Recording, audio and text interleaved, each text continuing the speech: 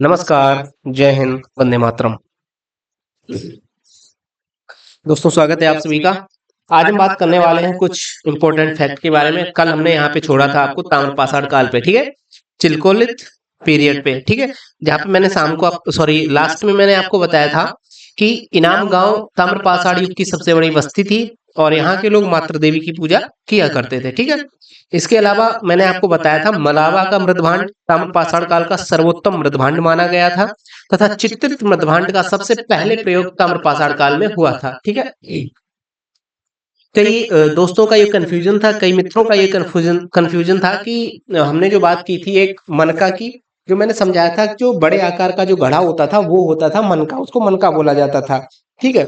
फिर ये मृदभांड मृदभांड किस वस्तु को किसका नाम था ये मृदभांड, ठीक है। तो कई स्टूडेंट्स का ये कंफ्यूजन था, तो उसी संदर्भ में हम आज मृदभांड की इसमें पूरा डिटेल लेके आ गए हैं कि आखिर मृदभांड क्या होता था, ठीक है। तो जैसा कि आप सभी को पता है कि अभी जैसे कि आधुनिक काल में ही हम समझ लें हैं, तो अगर आपने कभी बिरयानी ऑर्डर की हो किसी रेस्टोरेंट से, तो वो लगभग अगर 2 या 2.5 किलो की है या 5 किलो की है, तो वो एक मिट्टी का मान सकते हैं, मिट्टी का एक बर्तन टाइप का होता है, ठीक है। हालांकि अगर गांव के हैं, आप गांव में से बिलोंग करते तो आपने देखा होगा, हालांकि गांव वालों की ये बताने की जरूरत है नहीं कि गांव में तो मिट्टी के कई सारे बर्तन होते हैं। जैसे कि अगर मट्ठा बनाया जा रहा है तो फिर उसकी जो नेनु होती है या फिर जो माखन होता है उसको निकाल के रखने के लिए भी जनरली कई लोग मिट्टी के बर्तन का प्रयोग करते हैं। तो कुल मिला के बात यह है कि कोई भी मिट्टी का बर्तन, चाहे वो फिर घड़ा हो और मनका हो या फिर कोई प्लेट टाइप की हो, कटोरी टाइप की, कोई भी मिट्टी का बर्तन, जो भी मिट्टी का बर्तन होता था उसको मृदभांड बोला जाता था, ठीक है। आई होप अब आपको ये क्लियर हो गया होगा कि मृदभांड आखिर क्या था, ठीक है। तो ये क्लियर हो ही गया है। तो अगर आपने अभी तक हमारे चैनल को सब्सक्राइब नहीं किया तो चैनल सब्सक्राइब कर लें और फिर हम बढ़ते हैं आगे की टॉपिक पे, यानी कि आज हम बात करेंगे सिंधु घाटी सभ्यता की, ठीक है। इससे पहले हमने बात की थी पुरा पाषाण काल की। तो पुरा पाषाण काल में 4 फैक्टर हुआ करते थे, ठीक है। तो चारों का टाइम पीरियड जो भी था वो उनके बारे में हमने विस्तृत चर्चा कर ली थी पिछले वीडियोस में, ठीक है। अगर आपने हमारे वो वीडियोस नहीं देखे हैं तो देखेंगे जाके, ओके। अब हम बात आज करने वाले हैं सिंधु घाटी सभ्यता की, लेकिन इससे पहले मृदभांड के बारे में जानेंगे। तो मृदभांड को पुरातत्व के अध्ययन की वर्णमाला भी बोला जाता है। तो क्वेश्चन अगर आप पीसीएस लेवल का एग्जाम में बैठ रहे हैं तो वहां पर इस तरीके का भी क्वेश्चन बन सकता है कि बताइए पुरातत्व के अध्ययन की वर्णमाला किसको बोला जाता है। तो पुरातत्व के अध्ययन की वर्णमाला बोला जाता है मृदभांड को, ठीक है। और विश्व में मृदभांड के जो जनक हैं वो है फिलेंडर, और भारत में अगर बात की जाए, भारत के संदर्भ में बात की जाए मृदभांड के जनक के बारे में, तो वो हो जाएंगे आपके बीबी लाल, ओके। तो पहला साक्ष्य नवपाषाण काल में प्रयागराज से मिला है मृदभांड का, ठीक है। और मृदभांड की आयु निकालने के लिए थर्मोल्यूसिसेंस का प्रयोग किया जाता है। सबसे ज्यादा जो मृदभांड है वो हस्तिनापुर से मिले, यानी कि जो कि तत्कालीन समय में मान सकते हैं महाभारत काल में जो पांडवों या कौरवों की जो राजधानी हुआ करता था, ठीक है। तो वहां से सबसे ज्यादा मृदभांड के साक्ष्य मिले हैं, ठीक है। सबसे ज्यादा मृदभांड ही मिले हैं, ओके।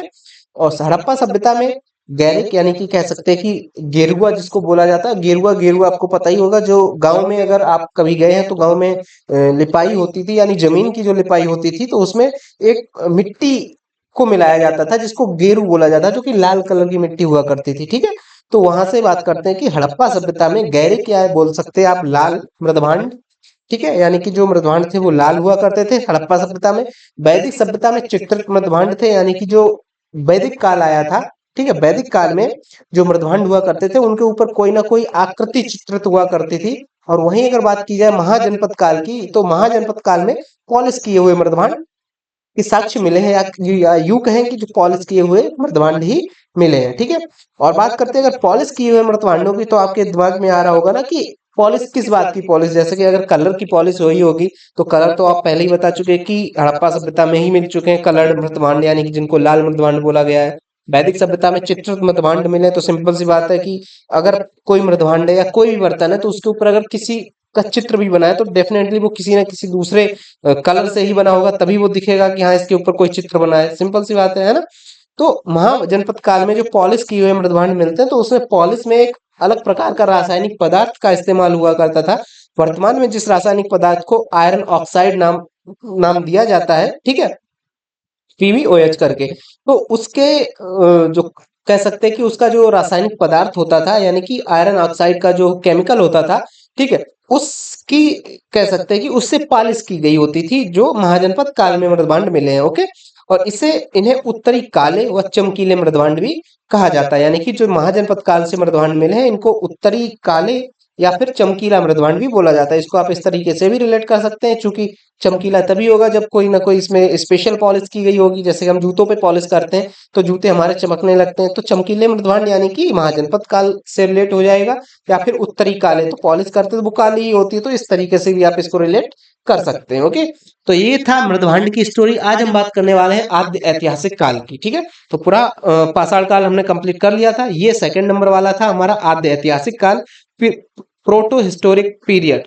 ठीक है, तो इस काल में मानव द्वारा लिखी गई लिपि को पढ़ा नहीं जा सकता है, किंतु लिखित साक्ष्य मिले हैं। मैंने आपको बताया था फर्स्ट जो हमारा वीडियो था, या कह सकते हैं फर्स्ट चैप्टर, मतलब जो जो भी था उसमें मैंने आपको पूरा बताया था कि कब जो साक्ष्य मिले हैं या कहाँ पे साक्ष्य नहीं मिले हैं उसको क्या बोला गया है, या जहाँ पे साक्ष्य मिले हैं उनको पढ़ा नहीं गया है उसको क्या बोला है, या जहाँ पे साक्ष्य मिले हैं या लिखे हुए साक्ष्य भी मिले उनको पढ़ा भी गया है, उस टाइम पीरियड को क्या बोलते हैं। तो तीनों का नाम डिटेल डाल के आप कमेंट करके बताइएगा।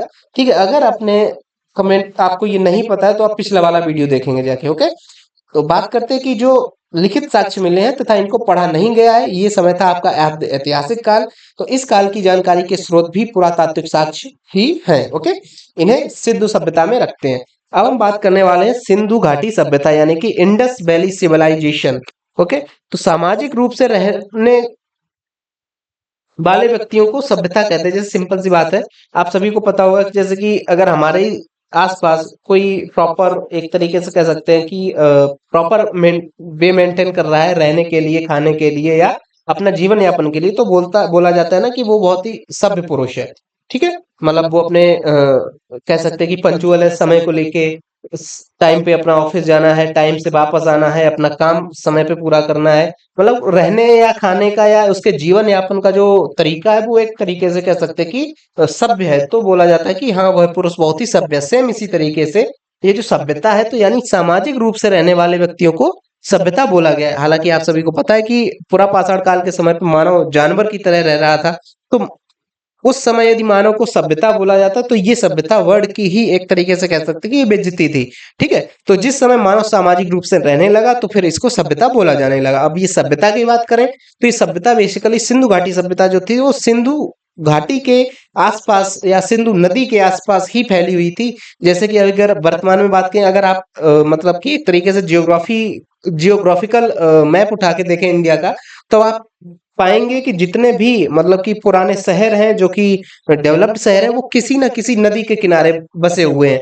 ठीक है, जैसे कि अगर आप वर्तमान में बात करें दिल्ली की, तो दिल्ली यमुना नदी के किनारे बसा है। आगरा आगरा भी यमुना नदी के किनारे बसा है। ठीक है, इसी तरीके से अगर कानपुर की बात करें तो कानपुर मान लीजिए आप गंगा नदी के किनारे बसा है। लखनऊ की बात करें, लखनऊ गोमती नदी के किनारे बसा है। बनारस गंगा नदी के किनारे है। प्रयागराज वो भी गंगा नदी के किनारे है। ठीक है, तो इस तरीके से जितने भी जो कह सकते हैं कि वर्तमान समय में जो अच्छे अच्छे शहर हैं या डेवलप्ड शहर हैं, ठीक है, या महानगर हैं, वो कहीं ना कहीं अगर देखा जाए तो लगभग 90 से 95% तक वो किसी ना किसी नदी के किनारे बसे। इसका एक कारण ये भी हुआ करता था कि पुराने समय में लोगों को पानी की बहुत ज्यादा समस्या हुआ करती थी, और एक जगह से दूसरी जगह आने जाने के लिए भी समस्या हुआ करती थी। मतलब कई सारी समस्याएं थी, लेकिन जिनमें पानी एक मुख्य समस्या थी। क्योंकि एक तो होता है कि पीने के लिए भी पानी चाहिए, वो किसी ना किसी नदी के आसपास से ही मिलेगा। ठीक है, और दूसरी बात ये थी कि अगर व्यक्ति को सिंचाई करनी यानी खेती भी करनी है तो खेती करने के लिए भी उसको पानी चाहिए। अब पानी के लिए अब जैसे वर्तमान समय में तो कई जगह आपने देखा होगा ट्यूबवेल है या फिर थर्ड पार्टी जो भी है, ठीक है, उस तरीके से पानी लिया जा सकता है। लेकिन तत्कालीन समय में यानी कि आज से लगभग 3000 साल पहले, यानी कि 5000 साल पहले, मान लीजिए 2500 ये और 2024 में हम ये चल रहे, तो लगभग लगभग 5000 साल पहले तक तो पानी ना तो ट्यूबवेल था, ना पाइप था, ना कुछ था। तो लोगों ने सोचा कि अगर हमको खेती करनी है तो कहीं ना कहीं किसी न किसी नदी के किनारे ही रहना होगा। ठीक है, तो इस तरीके से जो सिंधु नदी है, सिंधु नदी के आसपास लोगों ने रहना स्टार्ट कर दिया था, और इसी वजह से वह उस सभ्यता को या उन सामाजिक लोगों को या उस सामाजिक ग्रुप को सिंधु घाटी सभ्यता बोला जाने लगा था। आई होप क्लियर हुआ होगा आपका पूरा पूरा। अब बात करते हैं अगर इसके विकास के बारे में, तो लगभग 2500 ईसा पूर्व से लेके 1750 ईसा पूर्व तक इस ये सभ्यता रही थी, इसका विकास हुआ था। ठीक है, इसके अगर आकार की बात करें तो बेसिकली हालांकि इसका आकार आधिकारिक तौर पे तो ये बोला गया ये त्रिभुजाकार है, पर अगर आप मैप पे देखे जाके तो ये चतुर्भुजाकार लगभग लगती है। पर अगर आपके एग्जाम में ये पूछा जाता है कि सिंधु घाटी बताइए, सिंधु घाटी सभ्यता का आकार कैसा था, तो वो आपको त्रिभुजाकार पे ही क्लिक करना है। ओके, अगर इसके क्षेत्रफल की बात करें तो क्षेत्रफल इसका 13 लाख वर्ग किलोमीटर में ये सभ्यता फैली हुई थी। ठीक है, सिंधु सभ्यता के कुल 350 स्थल मिले हैं, जिनमें 200 स्थल केवल गुजरात में है। बाकी विश्व की पहली नगरीय सभ्यता जो थी वो सिंधु सॉरी बाकी विश्व की जो पहली नगरीय सभ्यता थी वो थी आपकी सिंधु घाटी सभ्यता। ओके, आगे बात करते हैं कि विश्व की पहली जो सभ्यता थी, यानी कि नगरीय सभ्यता तो हमारी सिंधु सभ्यता थी, लेकिन अगर पहली सभ्यता की बात करें तो ये मेसोपोटामिया की सभ्यता थी, जो कि नील नदी के किनारे पे बसी हुई थी। मिस्र, आप सभी को पता होगा, इजिप्ट, तो इजिप्ट में नील नदी के किनारे एक सभ्यता का विकास हुआ था, जो कि पूरी दुनिया की सबसे पहली और सबसे पुरानी सभ्यता थी, जिसको मेसोपोटामिया की सभ्यता बोला जाता था। ठीक है, और ये जो थी ये एक्चुअली ग्रामीण सभ्यता हुआ करती थी, यानी मेसोपोटामिया की सभ्यता कैसी सभ्यता थी, ग्रामीण। और दुनिया की पहली नगरीय सभ्यता सिंधु सभ्यता। ओके, आगे बात करते हैं कि सबसे पहले सिंधु सभ्यता की जो जानकारी थी वो चार्ल्स मैसन ने 1826 ईस्वी में दी थी। अब कैसे दी थी, जैसे एक बार ऐसे ही ये बैठा होगा, ऐसे ही मतलब बीड़ी फूंक रहा होगा कहीं बैठे हुए, तो ऐसे ही अब अपन बैठते हैं ना कहीं बाहर, तो हाथ चलता रहता है कि कुछ ना कुछ जमीन में ही खोदना स्टार्ट कर देते हैं, लकड़ी से ही या उंगली से ही। तो ऐसे ये बैठे बीड़े पी रहे थे चार्ल्स मैसन अंकल जी, तो इन्होंने देखा ऐसे ही अचानक इन्होंने खोदा तो जमीन के अंदर से कुछ अजीब सी आकृति इनको दिखी। तो जब ये आकृति दिखी तो इनको लगा कि यार पता नहीं क्या चीज दबी हुई है जमीन के अंदर, तो इन्होंने फिर आसपास की पूरी सफाई की, वहां की मतलब थोड़ी बहुत जो एरिया था वहां की, जहाँ पे ये सॉरी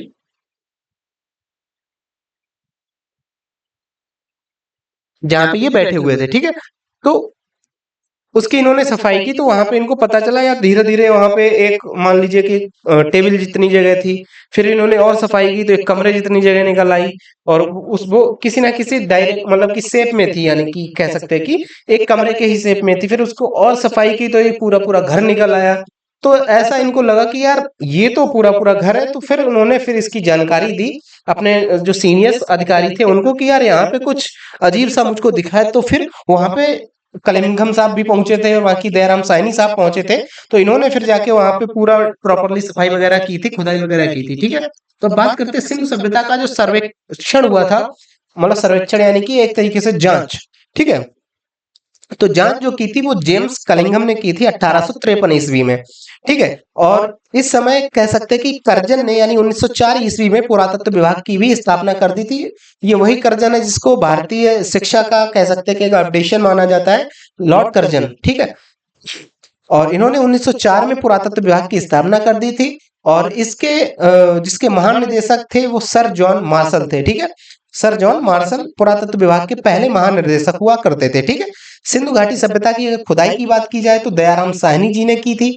इसकी जानकारी के लिए पहली खुदाई हड़प्पा में 1921 में हुई थी, अतः इसे हड़प्पा सभ्यता भी बोला गया है। क्वेश्चन यहाँ से बनेगा, बताइए हड़प्पा सभ्यता या कह सकते हैं कि सिंधु सभ्यता को अन्य किस नाम से जाना जाता है, हड़प्पा सभ्यता, मोहनजोदाड़ो की सभ्यता, बनवाली की सभ्यता, या फिर कोई अन्य एक नाम मान लीजिए। तो सिंधु घाटी सभ्यता को बेसिकली हड़प्पा सभ्यता भी बोला गया है। ठीक है, और बात करते हैं अगर कि इसकी जो पहली खुदाई हुई थी वो हड़प्पा नामक स्थान पे हुई थी, जो कि 1921 में हुई थी। ठीक है, इसको आप इस तरीके से समझ लीजिए कि जैसे कि अगर आपको याद करना है, मतलब याद नहीं हो रहा है, तो आप सभी को पता है जैसे वर्तमान में जो सिंधु नदी है वो पाकिस्तान में बहती है पूरी पूरी। ठीक है, तो पूरी सिंधु नदी को पाकिस्तान ने हड़प लिया है हिंदुस्तान से। ठीक है, तो इससे आप रिलेट कर पाएंगे कि सिंधु सभ्यता जो थी वो हड़प्पा सभ्यता है कहा जाता है इसको। ठीक है, इसका नामकरण जॉन मार्शल ने किया था।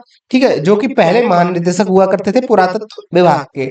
इस सभ्यता को कांस्य युगीन सभ्यता भी कहते हैं, क्योंकि इस समय कांस्य की खोज हो गई थी। ठीक है, हालांकि इससे पहले मैंने आपको बताया था मानव द्वारा खोजी गई पहली धातु कौन सी थी, कमेंट करके आप बताइए। ठीक है, और अब बात करते हैं कांस्य युगीन सभ्यता की। तो इस समय यानी कह सकते हैं कि सिंधु घाटी सभ्यता में कांस्य की खोज हो चुकी थी, इस वजह से इस सभ्यता को कांस्य युगीन सभ्यता भी कहते हैं। क्लियर, आगे हम बात करते हैं कि सिंधु सभ्यता की सीमाएं थी। सिंपल सी बात है कि ऊपर बताया गया था पिछली स्लाइड में कि सिंधु सभ्यता जो थी वो त्रिभुजाकार थी और इसका जो क्षेत्रफल था वो लगभग 13 लाख वर्ग किलोमीटर में ये सभ्यता फैली हुई थी।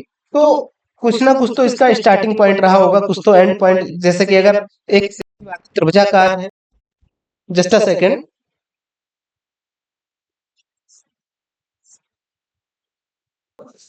ठीक है, तो कहीं ना कहीं तो इसका कोई पश्चिमी पॉइंट रहा होगा, कोई पूर्वी पॉइंट रहा होगा, कोई उत्तरी पॉइंट रहा होगा, कोई दक्षिणी, कहीं तो इसकी सीमा कोई तो निर्धारित हुई होगी ना। ऐसा आप सभी के दिमाग में ये क्वेश्चन बन ही रहा होगा, ठीक है। जैसे कि सिंपल सी बात है कि अब जैसा आपको पता है कि सिंधु सभ्यता जो थी वो सिंधु नदी के ही आसपास फैली हुई थी और सिंधु नदी कश्मीर से निकल के पाकिस्तान से होते हुए तो इधर क्या नाम कहते हैं अरब सागर में गिर जाती है। तो कहीं तो इसका कोई तो पॉइंट रहा होगा, तो उसी संदर्भ में बात करते हैं इसकी सीमाओं के बारे में, ठीक है।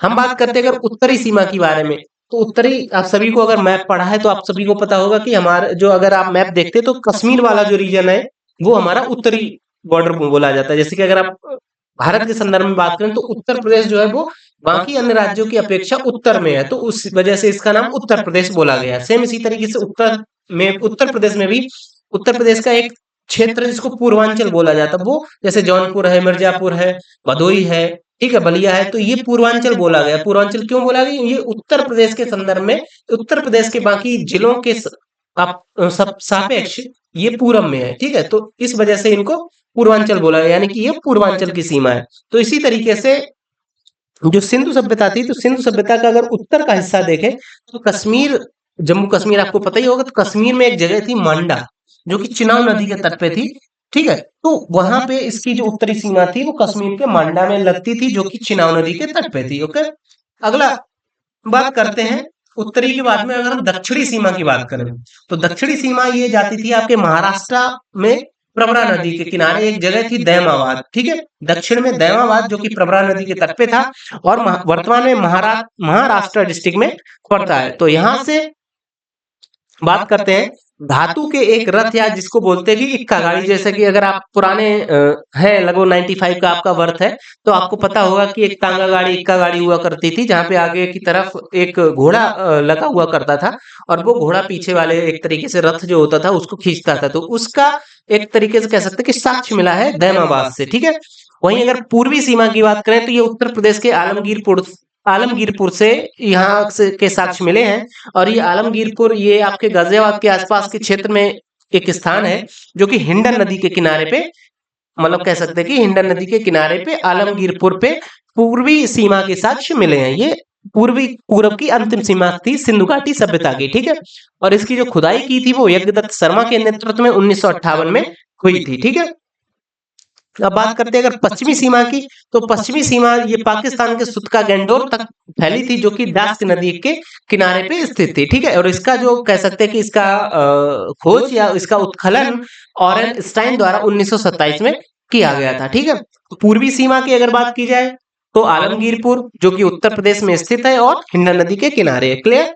अगली अगर बात की जाए और एक बात और, इसका जो खुदाई थी वो यज्ञदत्त शर्मा जी द्वारा की गई थी। वहीं अगर पश्चिम सीमा की बात की जाए तो ये पाकिस्तान में स्थित है एक जगह जिसका नाम है आपका सुतका गैंडोर जो कि दास्क नदी पे स्थित है, ठीक है, और इसकी अगर खुदाई की बात की जाए ये तो ऑरेन स्टालिन द्वारा 1927 में इसकी खुदाई की गई थी। वहीं अगर उत्तरी सीमा की बात की जाए तो चिनाब नदी के तट पर कश्मीर राज्य में चिनाब नदी के तट पे मांडा नामक स्थान पर इसकी उत्तरी सीमा मिली है जिसका उत्खनन या जिसकी खुदाई जगपति जोशी ने 1982 में की थी। वहीं अगर बात की जाए पश्चिमी सीमा की या दक्षिणी सीमा की, तो दक्षिणी सीमा आपकी महाराष्ट्र में स्थान है जो कि है प्रवरा नदी के तट पे दैमाबाद, ठीक है, तो यहाँ से दक्षिणी सीमा की के साक्ष्य मिले हैं और दक्षिणी सीमा से इक्का गाड़ी या कह सकते हैं कि एक रथ के भी साक्ष्य मिले हैं। तो ये थी सिंधु घाटी सभ्यता की सीमाएं, ठीक है। अब हम बात करने वाले हड़प्पा सभ्यता की, यानी एग्जैक्ट जहाँ हड़प्पा नामक स्थान पे जहाँ की इसकी खुदाई हुई थी तो उस जगह की हम बात करेंगे, ठीक है। तो इसकी जो खुदाई थी वो दयाराम साइनी जी ने 1921 में की थी और ये पाकिस्तान के माउंट गोमरी एक डिस्ट्रिक्ट है, वहां पे रावी नदी के किनारे पे ये हड़प्पा नामक स्थान मौजूद है, ठीक है। ये जो हड़प्पा सभ्यता थी ये मौजूद है, ठीक है। पिंगट ने हड़प्पा और मोहनजोदड़ो को एक विस्तृत साम्राज्य की जुड़वा राजधानी भी बोला था पिंगट ने। ठीक है, हड़प्पा और मोहनजोदड़ो को एक विशाल साम्राज्य की जुड़वा राजधानी, जैसे कि अगर वर्तमान में बात की जाए उत्तर प्रदेश की लखनऊ के अलावा अगर जुड़वा राजधानी की बात की जाए तो वो प्रयागराज मानी जाती है या फिर कानपुर मानी जाती है। क्यों? क्योंकि सिंपल सी बात है, अगर लखनऊ में एडमिनिस्ट्रेटिव पावर है तो कहीं ना कहीं कुछ तो ऐसी कंट्रोलिंग पावर रही होगी प्रयागराज में या कानपुर में। तो इस वजह से, जैसे कि अगर भारत के संदर्भ में बात की जाए तो भारत की राजधानी तो दिल्ली है, लेकिन वहीं अगर बात की जाए कि भारत की आर्थिक राजधानी, तो वो मुंबई बोला जाता है। सेम इसी तरीके से पिंगट नामक एक विद्वान रहे हैं जिन्होंने हड़प्पा और मोहनजोदड़ो को सिंधु घाटी सभ्यता की, या एक तरीके से कह सकते हैं ये बोला था कि ये विस्तृत साम्राज्य की, जो कि विस्तृत साम्राज्य था सिंधु घाटी सभ्यता, उसकी जुड़वा राजधानी बोला था, एक मोहनजोदड़ो और दूसरी हड़प्पा। ठीक है, वहीं अगर बात की जाए चांदी का सर्वप्रथम प्रयोग हड़प्पा सभ्यता के लोगों ने किया था। हालांकि इससे पहले मैंने आपको बताया था सिंधु घाटी सभ्यता में कांस्य युगीन सभ्यता थी। ठीक है, और उससे पहले जो ताम्र तांबे की खोज की थी, जो कि पुरापाषाण काल में मानव द्वारा खोजी गई पहली धातु थी। ठीक है, तो सिंधु घाट सॉरी हड़प्पा सभ्यता आते लोग ने, यानी फिर कह सकते हैं कि मानवों ने चांदी का प्रयोग प्रारंभ कर दिया था। ठीक है, आगे बात करते हैं, यहाँ से कुछ चीजें मिली हैं, मतलब कि सिंधु घाटी सॉरी हड़प्पा सभ्यता से, जो कि काफी ज्यादा फेमस है और एग्जाम के पॉइंट ऑफ व्यू से बहुत ज्यादा इंपॉर्टेंट है, जो कि एग्जाम में आपसे यहाँ से सीधा सीधा क्वेश्चन मिलने वाला है कि बताइए, या सिंपल से आ जाएगा कि अन्नागार कहाँ से मिला है, तो ऑप्शन होगा हड़प्पा सभ्यता से, मोहनजोदड़ो से, बनवाली से, या फिर कोई अन्य। ठीक है, इस तरीके से तो कुछ यहाँ पे हैं जो चीजें हैं, या कह सकते हैं कि जिसके साक्ष्य मिले हैं वो निम्न प्रकार है, जिसमें सबसे पहले नंबर पे आ जाता है कुम्हार का चाक। आप सभी को पता होगा कुम्हार जो आपके मिट्टी के बर्तन बनाता है, तो उस मिट्टी के बर्तन को जिस पे रख के बनाया जाता है वो बेसिकली चाक होता है, उसको चाक बोलते हैं। तो कुम्हार ही मिट्टी के बर्तन बनाता था।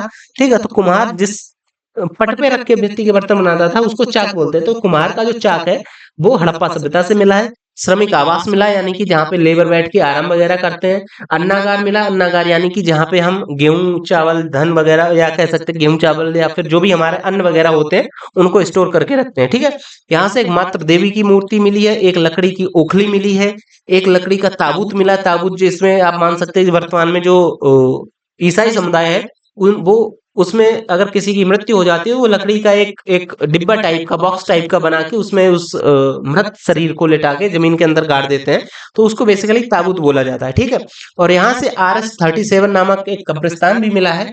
ठीक है, यानी कि कब्रिस्तान वही जहाँ पे जाके ये ताबूत में डाल के इंसान को दबाया, मतलब जमीन के अंदर दफना दिया करते थे। ठीक है, तो उस कब्रिस्तान का नाम RS-37 कब्रिस्तान है।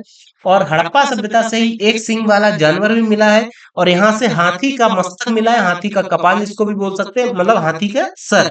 ओके, और स्वास्तिक चिन्ह भी अगर सबसे पहले बात की जाए तो हड़प्पा सभ्यता से ही मिला है। और स्त्री के गर्भ से निकलता हुआ पौधा ये भी यहाँ से मिला है, जिसको बेसिकली उर्वरता की देवी भी माना गया है। तो ये कुछ पॉइंट्स थे जो कि आपको हड़प्पा सभ्यता से देखने को मिले थे, और अगर हड़प्पा सभ्यता से क्वेश्चन बनता है तो डेफिनेटली 90% चांसेस हैं कि इन जो लगभग 8 से 10 पॉइंट्स हैं इनमें से ही आपको क्वेश्चन देखने को मिलेगा। सपोज ये क्वेश्चन आ जाएगा, बताइए इनमें से कौन सा हड़प्पा सभ्यता से संबंधित नहीं है। RS-37 कब्रिस्तान, अन्नागार, कुम्हार का चाक, और अगला ऑप्शन है कोई भी एक ऑप्शन दे देगा, मान लीजिए कि टेढ़ी मेढ़ी सड़कें। ठीक है, तो आपको लगाना है कि टेढ़ी मेढ़ी सड़कें हड़प्पा सभ्यता की निशानी नहीं थी। टेढ़ी मेढ़ी सड़कें अलग मैं आगे बताऊंगा, पर वो जो सड़कें थी टेढ़ी मेढ़ी वो बनवाली की ही सड़कें हुआ करती थी। ठीक है, तो कुम्हार का चाक, श्रमिक आवास, अन्नागार, मातृ देवी की मूर्ति, लकड़ी की ओखली, लकड़ी का ताबूत, RS-37 कब्रिस्तान, एक सिंग वाला जानवर, हाथी का कपाल, हाथी का मस्तक, स्वास्तिक चिन्ह, स्त्री के गर्भ से निकलता हुआ पौधा, ये बेसिकली हड़प्पा सभ्यता की कुछ चुनिंदा मान सकते कि निशानियों में से एक है। ठीक है, यहाँ से मतलब कि हड़प्पा सभ्यता से ये वस्तुएं मिली है, ये चीजें मिली है। क्लियर?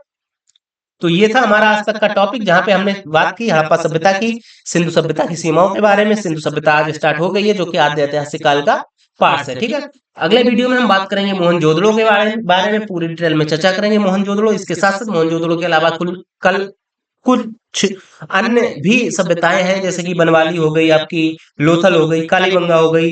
ठीक है, तो हालांकि उनसे क्वेश्चन ज्यादा डीपली नहीं पूछा जाता है, ज्यादा डीपली आपको या तो पूछा जाएगा सिंधु सभ्यता से, जिसमें या तो हड़प्पा सभ्यता है, या फिर मोहनजोदड़ो, या फिर लोथल भी आ सकता है कभी कभी। ठीक है, तो एक चंहुदड़ो करके भी एक जगह थी, तो वहां से भी कुछ क्वेश्चन पूछे गए हैं अभी तक के एग्जाम्स में, PCS लेवल तक के एग्जाम्स में। तो वो आने वाले वीडियोस में हम चर्चा करेंगे। ओके, तो ये था हमारा आज का वीडियो। तो अगर आपको वीडियो पसंद आया तो आप सभी को दिख ही रहा होगा हमारा चैनल लेट्स क्रैक, इसको सब्सक्राइब करेंगे, ठीक है, अपने दोस्तों के साथ में शेयर करें ज्यादा से ज्यादा, ठीक है, और कमेंट करके बताएं अगर आपको कुछ नया चाहिए, कुछ आपको लगा कि हाँ इस मैटर में या इस कंटेंट में हमको इम्प्रूवमेंट करना चाहिए, तो डेफिनेटली आप बिना झिझक के, बिना किसी भी दबाव के आप बता सकते हैं कमेंट में, ठीक है। हम डेफिनेटली कोशिश करेंगे उसको इम्प्रूव करने की, ठीक है। और मिलते हैं आपसे नए वीडियो में, तब तक के लिए आज्ञा दीजिए, बाय बाय, जय हिंद, वंदे मातरम, सत श्री अकाल।